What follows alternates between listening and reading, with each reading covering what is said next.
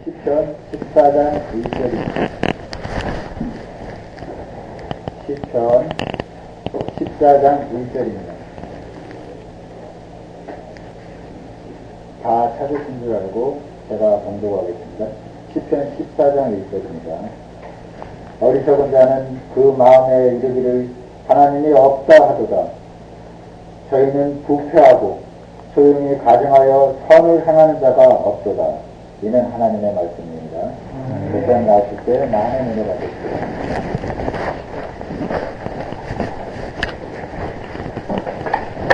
네, 감사합니다.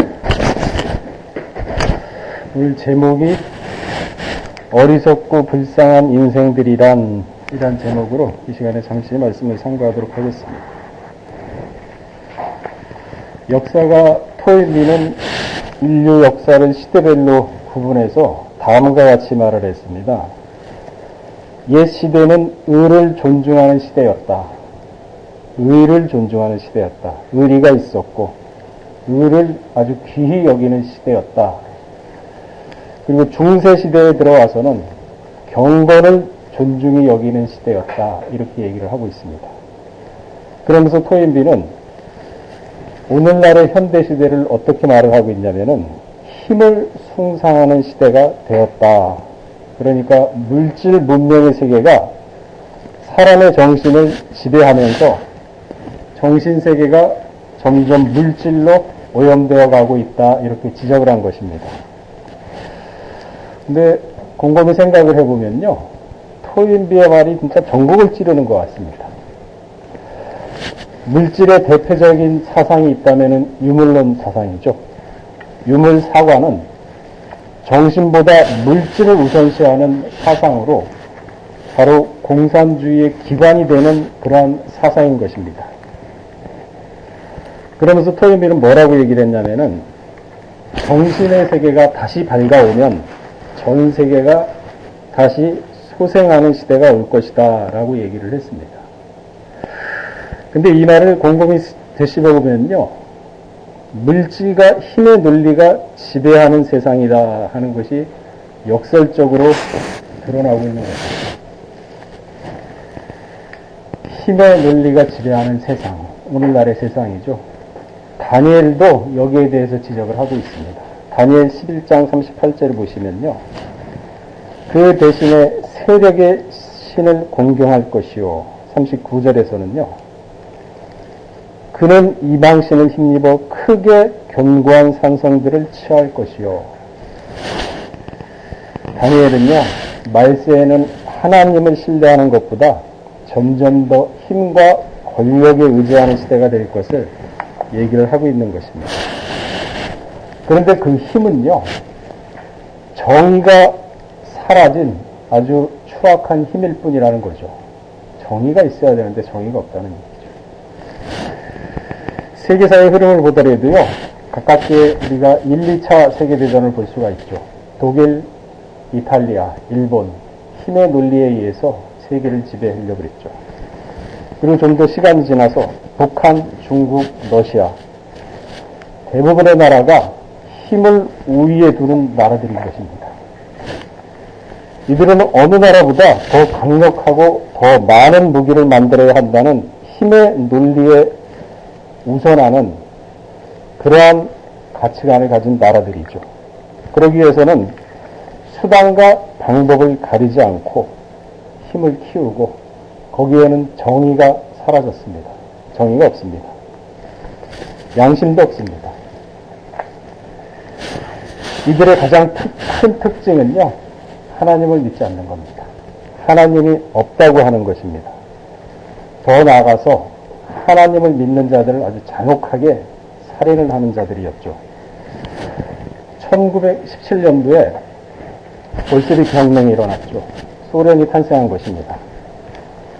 이 당시 레닌은 가죽 부대에다가 돼지 살점과 뼈를 집어넣어 놓고 총을 쏜 다음에 그 뚫린 구멍으로 피가 나오자 뭐라고 외쳤냐면 하나님이 죽었다. 이렇게 외쳤습니다. 그리고 그의 아내는요. 아이들을 며칠씩 굶긴 다음에 자 이제 하나님이 빵을 주시나 안 주시나 한번 기도해봐라. 봐라. 기도했는데 빵이 없지 않느냐. 자, 이번에는 내년을 위해서 기도해라. 그러면 빵을 주실 것이다. 그러면서 기도할 때 몰래 빵을 갖다 놓죠. 봐라. 내년을 구하면은 빵이 나오지 않느냐. 이렇게 해서 아이들을 유물사관에 교육을 시켰던 사람이 바로 레닌의 아내였습니다. 근데 아이러니하게도 공산당은 영원하다고 외쳤던 이들이 불과 70년 만에 공산당은 지구상에 사라졌죠. 힘의 논리가 지배하는 시대, 하나님이 없다고 하는 사람이 존중받는 시대를 지금 우리 성도들은 살아가고 있는 것입니다. 오늘 본문에 보게 되면요. 어리석은 자는 그 마음에 이르기를 하나님이 없다 하도다. 저희는 부패하고 소용이 가증하여 선을 행하는 자가 없도다. 마지막 때는요. 많은 사람이 수많은 유혹을 받아서 진리의 말씀에서 떨어져 나간다고 디모데후서 4장 3절에서는 우리에게 분명히 경고를 하고 있죠. 자기의 사욕을 쫓아 스승을 많이 두고 사욕을 쫓아 사욕 때문에 진리의 말씀에서 떠난다는 얘기입니다. 사욕, 욕심이죠. 탐욕입니다. 있는 줄 족한 줄 알고 감사하는 마음이 없는 게 바로 사욕이죠. 그래서 지족하는 마음이 있으면 경건에 유익이 된다고 했는데 지족, 자족 안 합니다. 로마서 12장 11절에서 12절 보게 되면요. 부지런하여 게으르지 말고 열심을 품고 주를 섬기라. 소망 중에 즐거워하며 혼란 중에 참으며 기도에 항상 힘쓰라 그랬습니다. 야고보 5장 13절에서는 뭐라고 얘기하고 있습니까? 고난당하는 자가 있느냐? 저는 기도할 것이요. 즐거워하는 자가 있느냐? 저는 찬송할지어다. 힘의 논리에 좌우되는 사람은 이렇게 안 하죠. 환난당할 때 비관하고 주저앉아서 자포자기하고 기도로서 이겨내는 시향을 가져야 되는데 그러지 않습니다. 사실 환난이 당했을 때 신앙으로 이겨내고 기도로서 이겨냈을 때 그 신앙은 한 단계 더 성숙하는 과정이거든요. 여러분, 하나님은요 진짜 사랑하는 자를 고생시킵니다. 성경을 봐도 요셉이 그랬고 야곱도 그랬고 모세도 그랬고 다윗도 그랬고 이스라엘 백성도 40년 동안 고생시켰습니다. 잠언서 17장 3절에 뭐라고 얘기했습니까? 마음을 단련시키는 게 하나님이거든요. 중간에 그게 힘드니까 포기하는 거예요. 나는 왜 이럴까? 하나님이 나를 버렸나 봐. 자포자기 하는 거죠. 부정적인 생각이죠. 빌립보 4장 13절에는요. 내게 능력 주시는 자 안에서 뭐든지 할 수 있다 그랬습니다. 기도하고 믿고 마음을 정비하고 다시 세부적으로 계획을 세우고 하나씩 하나씩 밟고 하나님이 능력 주신다 했으니 그 말씀 하나 믿고 부딪혀 보세요. 힘의 논리가 지배하는 시대. 힘을 가지는 거에도 분명히 정의가 있어야 되는데 정의가 없다 그럽니다. 그래서 성경은 분명히 우리에게 얘기해줘. 에레미야 17장 5절에서 11절 말씀에 힘을 가지되 정의가 있어야 된다. 여호와가 이같이 말하노라. 무릇 사람을 믿으며 혈육으로 그 권력을 삼는 마음이 여호와에게서 떠난 그 사람은 저주를 받을 것이라. 17절에 보시게 되면은 그러나 무릇 여호와를 의지하여 여호와를 의뢰하는 그 사람은 복을 받을 것이라 하고 얘기를 하고 있습니다. 맞습니다. 시편 146편 5절에도요. 보게 되면은 하나님을 의지하는 자, 그에게 소망을 두는 자는 분명히 복이 있다고 얘기를 했습니다. 하나님을 의지하는 자, 하나님께 도움을 구하는 자, 외면하지 않으십니다. 그러나 인생을 의지하는 자, 이사야 2장 22절에 뭐라고 얘기했습니까? 너희는 인생을 의지하지 말라. 그의 호흡은 코에 있나니 수에 칠 가치가 어디 있느냐? 야고보 4장 14절에는 뭐라고 얘기를 하고 있습니까? 내일 일을 너희가 알지 못하는도다. 너희 생명이 무엇이뇨? 너희는 잠깐 보이다가 없어지는 안개니라. 안개와 같은 존재. 의지할 이유가 뭐가 있습니까? 다윗 보세요. 10년 동안 사울한테 목숨의 위협을 당하면서도 하나님이 내게 어떻게 하실 것을 알기까지 하나님만을 의지하는 신앙이었죠. 힘과 권력과 돈을 의지하는 사람들, 어리석은 사람은 분명히 틀림없습니다. 인생은요, 유한하다. 그리고 자하, 내 자신은 한없이 수혜칠 가치조차 없다. 무익한 존재라는 것을 뼈저리 깨달을 때 사람은 겸손해질 수 있습니다. 그러한 뼈저린 깨달음이 있을 때 사람은 자기 자신을 진정으로 객관적으로 볼 수가 있습니다. 심령이 가난해질 수가 있죠. 요즘 세상 보세요. 자기 자신을 돌아보는 사람 없습니다. 겸손한 사람 없습니다. 주머니에 돈 수천억 있다고 해가지고 세상 만사 다 내 것처럼 살고 있잖아요. 그 죽으면은 7원 한 장 무덤에 누가 넣어주나요? 안 넣어줘요. 토인비가 말한 정신적인 세계의 확장 맞습니다. 남의 빌딩 가진 것보다 내 단판강 하나에 진정으로 만족하면서 거기에서 행복을 느끼고 하나님께 감사를 드리며 사는 삶. 모든 것을 할 수 있다는 자포자기하고 앉아있는 것이 아니라 믿음으로 환경을 부딪혀 나가면서 더욱더 굳건한 신앙과 믿음을 쌓아가면서 어려운 환경을 헤쳐나가면서 얻어내는 인생의 가치, 보람. 아, 이걸 내가 해냈구나. 힘들고 어려워서 진짜 죽을 것만 같은데 이걸 내가 해냈구나 하는 그 이겨냈을 때의 보람, 자신감. 이처럼 어제보다 나은 오늘, 오늘보다 나은 내일의 자신의 내면이 점점 성숙되어가는 모습을 봤을 때 사람은 진정으로 행복함을 느낍니다. 이것이 바로 토인비가 말한 정신적 세계의 확장이 아닐까 생각을 해보았습니다. 그러나 우리가 하나 경계할 것은 육신과 물질의 기반 위에서는요, 영의 세계에는 절대 성장할 수가 없습니다. 아니, 성장은 고사하고 설 수도 없는 것입니다. 그래서 물질과 삶의 관계의 본질에 대해서 아브는 정확하게 꿰뚫고 있죠. 잠언서 30장 8절에서 10절 보면은요, 아브의 인생관을 볼 수가 있습니다. 그는 물질과 삶의 관계를 정확하게 표현을 하고 있는데, 제가 봉독하겠습니다. 8절에 보면은 곧 허탄한 거짓말을 내게서 멀리 하옵소서. 나로 가난하게도 마옵시고 부하게도 마옵시고 오직 필요한 양식으로 내게 먹이소서. 혹 내가 배불러서 하나님을 모른다. 여호와가 누구냐 할까 하오며 혹 내가 가난하여 도적질하고 내 하나님의 이름을 욕되게 할까 두려워함이니라. 너는 종을 그 상전에게서 해방지 말라. 그는 너를 저주하기에 너는 죄책을 당할까 두려우니라. 그랬습니다. 보이지 않는 하나님 앞에서 마치 보는 것처럼 사는 삶, 노아가 이런 삶을 살았죠. 하나님의 눈앞에서 은혜를 구했습니다. 자족하는 마음, 지족하는 마음, 이것이 아굴에게는 있었습니다. 그래서 디모데전서 6장 6절에는 지족하는 마음이 있으면 경건에 유익이 된다 하고 얘기를 하고 있습니다. 욕심과 사욕이 있기 때문에 지족과 자족하는 마음이 생기질 않죠. 탐심이 마음의 지배를 하게 되죠. 책임담에 보면 이런 말이 있습니다. 한 번이라도 사욕을 탐하는 마음이 생기면 굳은 결의가 녹아질 것이요 지혜가 막혀 혼미해지며 은덕을 변하게 하며 참혹하게 만들고 깨끗함을 물들여 더럽게 하여 한평생의 인품을 무너뜨려 버린다.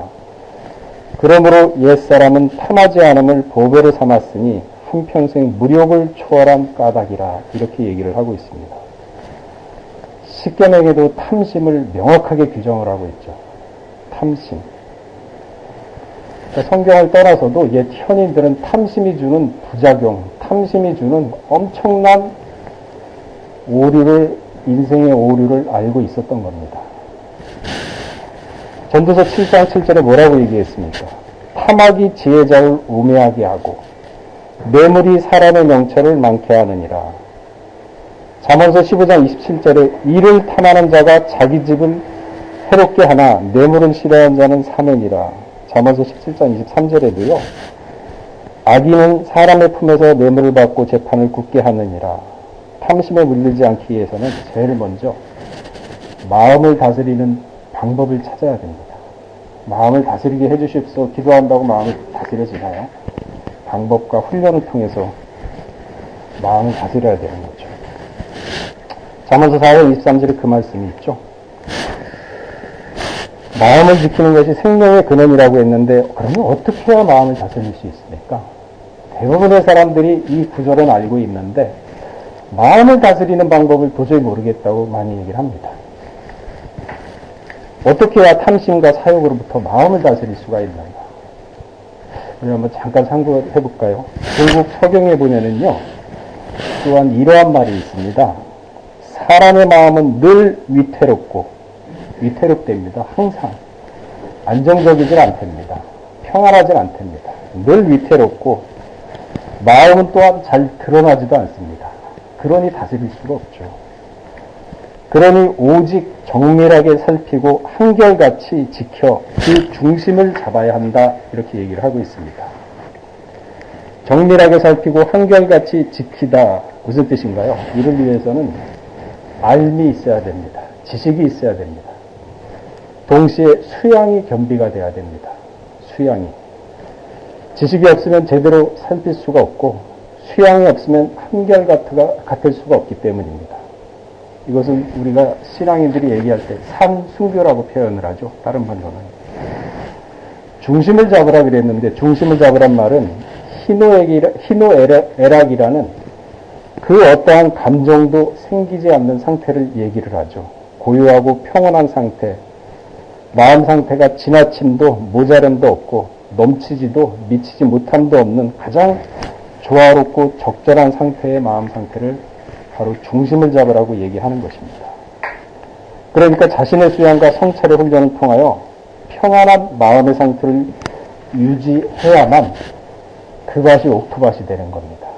그 마음밭에 말씀이 들어가야 그 말씀이 심겨지고 그리고 중심이 잡아져야 그 말씀이 자라나는 것이죠.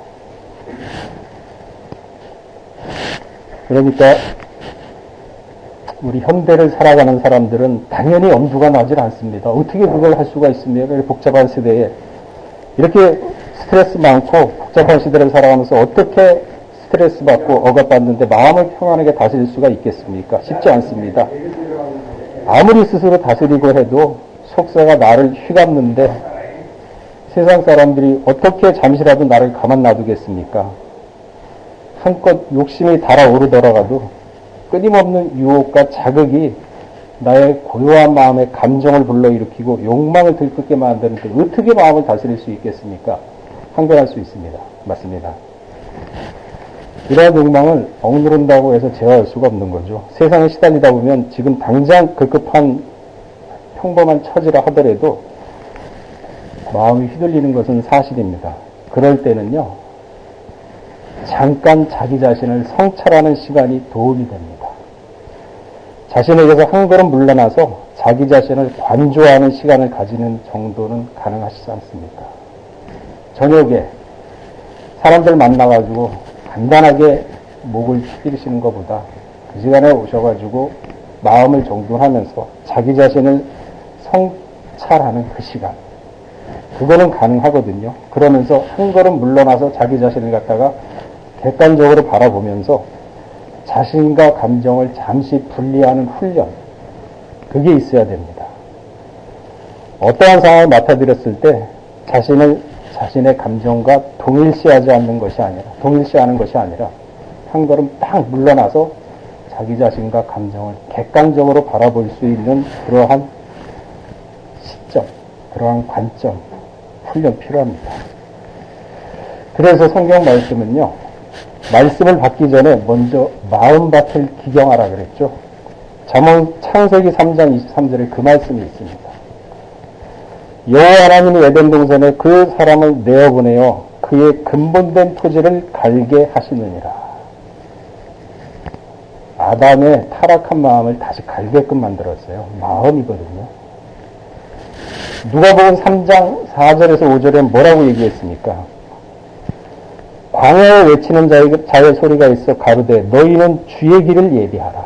주는 누굽니까? 예수님이죠. 예수님 누굽니까? 말씀이죠. 말씀. 예비하라. 그의 첩경을 평탄케 하라.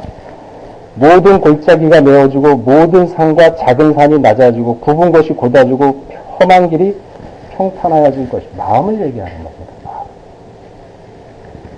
그러니까 가시밭길, 돌밭길, 길밭 끝에 말씀이 떨어지면 말씀이 잘하겠냐 이거죠. 마음을 다스리지 못하고 기경하지 못했는데 감정에 휘둘려가지고 욱하고 순간적으로 성질내고 화내고 그 마음에 어떻게 말씀이 들어가겠습니까? 안 들어가죠. 그래서 기경에, 마음밭을 기경에 하라 그랬는데 기경의 시작은요 어디서부터 시작하느냐? 자죽에서 시작을 한다 그랬습니다. 말씀을 정리하겠습니다. 만족할 줄 알고 욕됨이 없고 멈출 줄 알면 위태롭지 않아 오래갈 수 있다. 도덕경에 이런 말이 있는데요. 만족할 줄 안다는 것은 스스로의 환경과 처지를 인정하고 받아들일 줄 아는 겸손을 기반으로 하며, 멈출 줄 안다는 것은 감정이나 욕망이 과잉이라고 판단되면 더 이상 휩쓸지 말고 잠깐 멈춰서 스스로를 돌아보는 용기, 훈련이 필요합니다. 그래야 치우치질 않죠. 마음의 중심을 잡을 수가 있죠. 좌우로 치우치지 말라 그랬지. 화가 쏟을 때 한번 호흡을 가다듬고, 슬픔으로 억장이 무너질 때는 무관심하게 주위를 바라보면서 환기시키고, 쾌락에 이끌릴 때는 잠깐 멈춰서서 그 자리에서 이성적으로 생각을 해보면서, 이렇게 상황과 상황 속에서 자신을 객관적으로 바라보는 작은 신호를 스스로에 주는 것이 훈련의 시작입니다. 믿습니다. 마음 다스리게 해주십시오. 그게 아닙니다. 훈련입니다. 왜 이스라엘 백성들을 광야길에 훈련을 시켰겠습니까? 마음을 단련시키기 위해서. 아까 말씀드렸잖아요. 잠언서 17장 3절에. 매몰되지 않았을 때, 한 걸음 딱 물러났을 때 자신의 모습을 가감없이 바라볼 수가 있습니다. 객관적으로 바라볼 수가 있습니다. 그래야 치우치질 않거든요. 자신의 행동이 바른 도리에 근접하고 있는지, 거기에 근거해서 움직이고 있는지, 만일 스스로에게 이게 부끄럽다 하면은 그 일에서 빨리 돌아서야 되고, 부끄럽지 않고 올바르다고 하면은 멈추지 말고 과감하게 밀어붙이는 지혜가 있어야 됩니다. 일상의 사소한 감정과 사소한 말과 사소한 행동들에 의해서 휘둘리지 않는 연습, 이젠 차근차근 하셔야 됩니다. 그냥 믿습니다 하고 그냥 해주시옵소서, 이게 아닙니다. 믿으면 행동이죠. 오늘날 현대사회는 권력과 힘과 부의 인생에 목적을 두고 살아가는 인생들이 대부분입니다. 99.99%. 신앙과 믿음을 고세하고 삶의 진정한 목적과 의미를 잃어버리고 살아가는 사람들 많습니다. 중심이 없죠. 어리석고 불쌍한 인생들이죠. 하나님을 모르는 자들입니다. 사도 바울도 초창기에는 하나님을 몰랐습니다. 사도 바울도. 다메섹 도성에서 부활하신 예수님을 만났을 때 사도 바울이 뭐라 그랬습니까? 주여, 누구시오니까? 누구시오니까? 물었습니다. 율법을 완벽하게 지킨 자였습니다. 종교일이라면은 발벗고 나서서 사람까지 죽이는 종교에 대해서 충성심이 대단했던 자였습니다. 자신을 믿고 확고한 종교적 신념을 가졌던 사도 바울이었습니다. 그 사도 바울이 예수님을 몰랐습니다. 주여 누구시오니까? 마음이 부패한 사람은 예수님도 하나님도 말씀도 알지 못합니다. 그 소액이 가증하여 선을 행하지도 않습니다. 삶과 행동이 모든 사람에게 어둠을 뿌리는 생활만 할 뿐입니다. 진리도 모릅니다. 선도 모릅니다. 하나님을 모르는 가장 불쌍한 자입니다. 인생의 목표를 어디에다 보시겠습니까? 그 나라와 그 의를 먼저 구하라 그랬습니다. 그러면 의식주 이 모든 것까지 해결해 준다 그랬습니다. 그러면은 그 나라와 그 의를 구하라 그러면은 세상 일은 하지 말라는 얘기는 아니거든요. 세상 일을 하는 데 있어서 노력하고 남들보다 더 열심히 살고 더 땀을 흘리고 그러는 가운데 사람 눈에 만족하고 사람 눈앞에서 요령 피우는 것이 아니라 하나님의 눈앞에서 내가 산다는 그 마음 중심, 그것을 하나님은 주의 깊게 보시고 그것을 하나님은 그 사람의 삶을 인정을 하시고 그러한 삶을 사는 사람은 하나님이 올바른 길로 인도하는 사람, 그러한 사람이 어리석은 사람이 아닙니다. 진정한 인생의 참모습을 가지고 사는 사람이라는 것을 우리는 다시 한번 상고해 보시기를 주의 이름으로 축원하겠습니다.